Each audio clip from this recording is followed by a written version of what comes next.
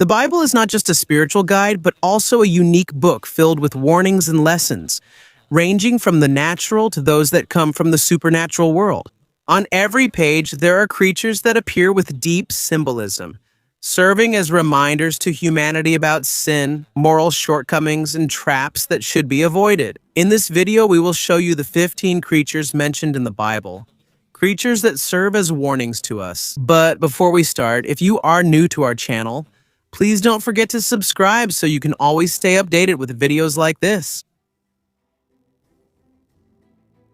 Number 15, the Beast. Peace. The beast in the book of Revelation is a main character in the apocalyptic vision described by John. This is most clearly seen in Revelation chapter 13, where two different beasts appear, one from the sea and the other from the land. These beasts symbolize the forces of evil and opposition to God, and are often considered representations of the power of Satan. The first beast that appeared from the sea had 10 horns and 7 heads, and one of them had a blasphemous name. It is often associated with political power or wealth and with people who oppose God and persecute his people. Its power comes from the dragon, Satan, and the whole world is amazed at this beast and says, "Who is like this beast and who can fight against him?" The second beast, also known as the false prophet, comes from the earth. It has 2 horns like a lamb, but it speaks like a dragon. It is seen as a religious or ideological force that supports the first beast. It performs great acts, deceives people, and forces them to worship the first beast. The statement says the mark of the beast is needed for buying and selling, but believers are warned to remain faithful to God because in the end, Christ will prevail. Number 14, Dagon. Dagon is an important figure in the Bible, especially as the god of the Philistines, known for his association with fertility and agriculture. He is often depicted as having a human face and arms, but with the tail of a fish. Dagon is mentioned many times in the Hebrew Bible, especially in the context of the Philistines, who regarded him as their chief god. A well-known story is found in Samuel chapter 5 when the Philistines captured the Ark of the Covenant. In this story, the statue of Dagon fell and broke in front of the ark, symbolizing the supreme power of the God of Israel over the God of the Philistines. After it fell, only the head and hands of the statue remained. In literature, such as the works of H.P. Lovecraft, Dagon reappeared as a creature different from this world, who continued to exist and lived alone and in secret on a lost island. Number 13, Satyr. These creatures are mentioned in the Bible, especially in the King James Version, where they appear in remote and abandoned places, often associated with other wild animals. The word satyr comes from the Hebrew word ser, which can mean goat or refer to a demon or idol that looks like a goat. The most important mention of these creatures can be found in the book of Isaiah in Isaiah 13:21, and it says, "Satyrs will roam here," referring to desert places and ruins. These verses imply that they are hairy and wild, possibly goat-like creatures or mythological beings. In Greek mythology, satyrs are described as half-human, half-goat beings associated with Dionysus, and known for their merriment and closeness to nature.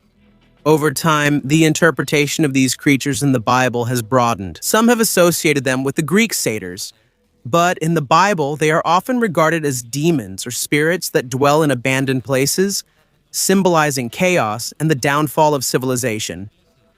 In the Living Bible, they are translated as desert creatures that dwell in the ruins of Babylonia and in places reclaimed by nature. Number 12, Cherubim. Cherubim are heavenly creatures mentioned throughout the Bible and are often connected to the presence and glory of God. They have various important roles, including guarding holy places and participating in worship. The Bible provides many descriptions about the cherubim, especially in the book of Ezekiel. They are described as having 4 faces, of a man, a lion, an ox, and an eagle, and having 6 wings. This kind of description shows their supernatural nature and role in the divine realm. In Ezekiel 122, you can see their movement around the glory of God. They are often considered guardians of sacred places. After Adam and Eve were banished from the Garden of Eden, God said that the cherubim appeared at the entrance to guard the tree of life. They also had flaming swords ready in every direction to prevent the unworthy from approaching. The cherubim are used as God's servants who are close to him, strengthening his holiness and power, and sometimes carrying his throne. They were also skillfully included as part of the design of the Ark of the Covenant, where God commanded Moses to make 2 golden cherubim with outstretched wings covering the mercy seat. Number 11, the Angel of Death. One of the most well-known mentions of the Angel of Death can be found in the book of Exodus during the time of the 10th plague in Egypt. The angel travels the land, taking the life of each household's firstborn. And to be spared, the Israelites had to put lamb's blood on their doors so that the angel would pass over them. There's another story where an angel of the Lord struck down 185,000 Assyrian soldiers in one night to protect Jerusalem. Eventually, when King David commanded God to conduct a census, a plague was sent to Israel. The angel is described as holding a sword, standing in Jerusalem, ready to destroy it until God stopped him. This angel is often regarded as a symbol of divine justice, representing the concept of the angel of death. In Jewish tradition, this is considered Malach Hamavet, sometimes depicted as a separate creature sent by God to kill. In Islamic tradition, the equivalent is Azrael, the angel who collects souls at the moment of death. Number 10, Basilisk. The basilisk, which in some translations of the Bible is called the cockatrice, is a mythological creature mentioned in several parts of the Bible, especially in the King James Version. It is often described as a snake or dragon with a mysterious origin. In Isaiah 11:8, a child playing near the basilisk is mentioned as a symbol of peace and security in the future. In Isaiah 59-5, the basilisk is mentioned in relation to its eggs, which also contribute to its dangerous serpentine nature. In Jeremiah 8:17, people are warned about the basilisk, which has poisonous and dangerous characteristics. The basilisk is described as a serpent with the head, wings, and feet of a bird, and the tail of a snake. The term basilisk possibly originated from a mistranslation of a Hebrew word in the Bible during the Middle Ages. According to medieval bestiaries, the basilisk was born from a chicken's egg and its bite was deadly.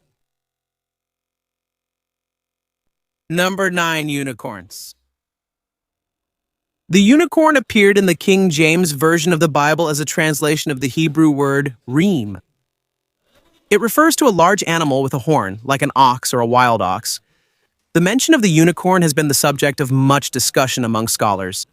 Some consider it a mythological creature, while others believe it was a real animal known in ancient cultures. Because of this, there has been debate about the accurate translation and interpretations of the biblical text. In modern translations of the Bible, it is often replaced with wild ox or similar terms. In some cases, the unicorn symbolizes the strength and power that God used in guiding Israel out of Egypt. In Deuteronomy 33:17, Moses mentioned it as part of a blessing. In Job 39:9-10, it was asked whether the unicorn could be observed or tamed, describing its wild and powerful nature. In Isaiah 34-7, the unicorn was also mentioned in the context of punishment and destruction during the fall of Edom. Taming even in downfall, opportunity. Rahab is a character in biblical traditions and mythology who is often associated with chaos and opposition to divine order. This does not refer to Rahab of Jericho, but rather to a symbolic creature, a giant monster, sea, or a representation of primeval chaos. In Psalm 88-10, Job 26:12, and Isaiah 51:9-10, Rahab is described as a mythological creature defeated by God. These verses show God's power to fight against chaos and establish order. In Isaiah 37, Rahab is described as a metaphor for Egypt, haughty, proud, and rebellious against God, but in the end is defeated by divine power. Rahab is closely connected to the theme of the battle against chaos in the ancient Near East, where it depicts a god fighting against a monstrous beast, the sea, in order to establish order. A similar theme can be seen in other cultures, such as Babylonian mythology, where Marduk defeated the sea dragon and Tiamat. In Canaanite tradition, Rahab is compared to Leviathan, a twisted and monstrous sea creature that sometimes has many heads. 7. Demon. In the Bible, demons are often described as fallen angels who joined Satan in his rebellion against God. In Revelation 12:4, it is mentioned how a third of the angels followed Satan and were cast out of heaven. Demons are known as evil forces that drive people to sin and lead them away from God. They are spiritual agents of evil that can influence people. And sometimes they can even possess people. Two of the most well-known demons are Beelzebub and Belial. The name Beelzebub is derived from the Philistine god Baalzebub, which means Lord of the Flies. Over time, he became associated with evil, temptation, and was considered one of the most powerful demons in Christian demonology. He also often appears as a prominent fallen angel in literary works such as Paradise Lost. Belial, whose name means worthless or lawless, is described as the demon of corruption and evil, the opposite of righteousness. In demonology, he is a powerful spirit of deception, evil, and immorality, and appears in several passages in the Bible as the embodiment of evil or as a symbol of absolute corruption. Number 6. Peat locusts. The locusts are terrifying creatures mentioned in Revelation chapter 9, verses 3 to 11. They are not ordinary insects. They are a demonic army that comes from the bottomless pit.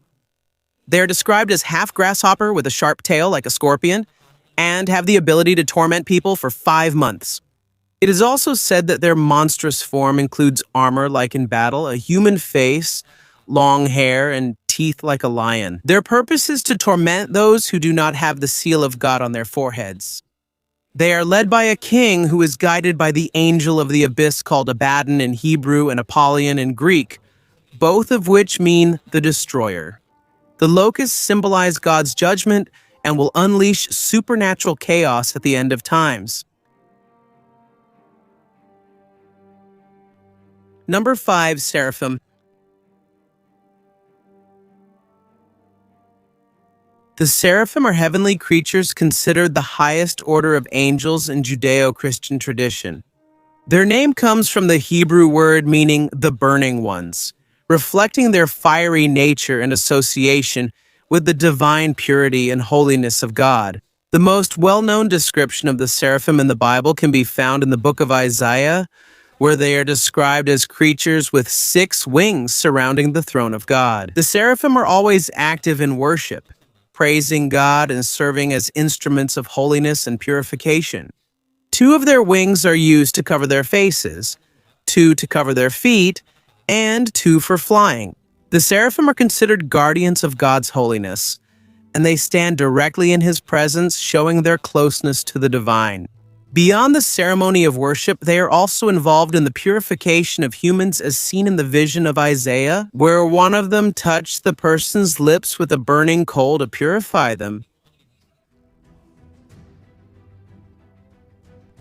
14. Lilith.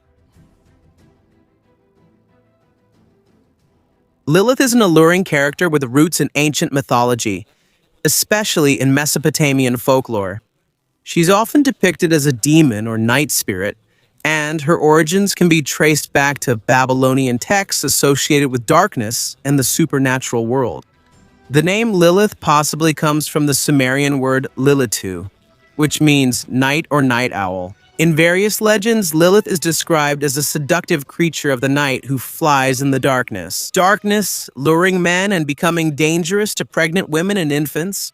She also appears in the Bible in Isaiah 34 as one of the creatures of the desert and abandoned places, which contributed to her reputation as a demon of the night. Over the centuries, Lilith has been interpreted in various ways, from a demonic form to a symbol of femininity and self-determination, making her one of the most mysterious figures in mysticism and tradition.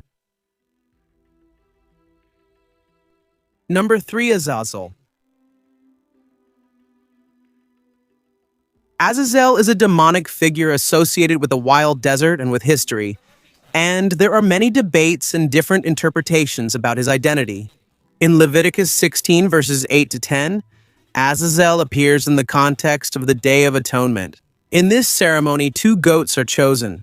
One is offered to the Lord as a sacrifice, while the other is released into the wilderness for Azazel. In Jewish tradition and later interpretations, he is often regarded as a demon or a fallen angel associated with the desert and impurity.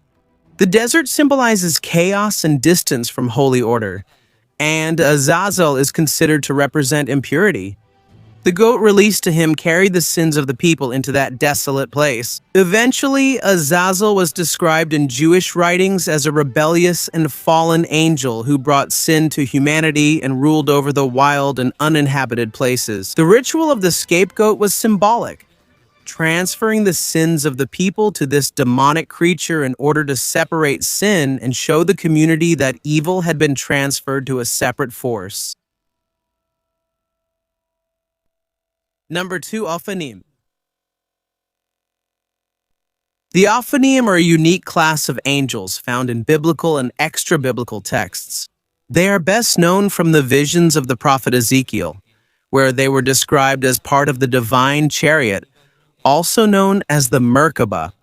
The Ophanim are often associated with wheels full of eyes, symbolizing their ability to see everything. They are not mechanical devices, but living creatures with intelligence, and they possess perfect understanding. They move in harmony with the cherubim to rotate and carry the throne of God. Their movements are precise and multi-directional, symbolizing their role in carrying out the will of God throughout the universe. According to Ezekiel's vision, they are part of a larger heavenly hierarchy, working together with the cherubim and seraphim. They are also symbols of God's supreme authority and omnipresence, with their many eyes representing God's all-seeing nature. In Christian angelology, the Ophanim are sometimes associated with the thrones as one of the newer angelic orders. 1. Satan. Satan, also known as Lucifer or the devil, is described in the Bible as a former angel who fell into sin and is now considered the main enemy of God, constantly trying to hinder God's plans and deceive humanity. In Isaiah 14:12, Lucifer is often associated as the morning star or light bearer, who tried to rise above God but was cast down in the end. In the New Testament, Jesus said, "I saw Satan fall from heaven like lightning as a symbol of his rebellious nature." In Revelation 12:7-9, a battle in heaven is described where Satan and his angels were defeated by Michael and cast down to the earth. Satan appeared in the desert to tempt Jesus, and in the book of Job as the one who questioned Job's integrity.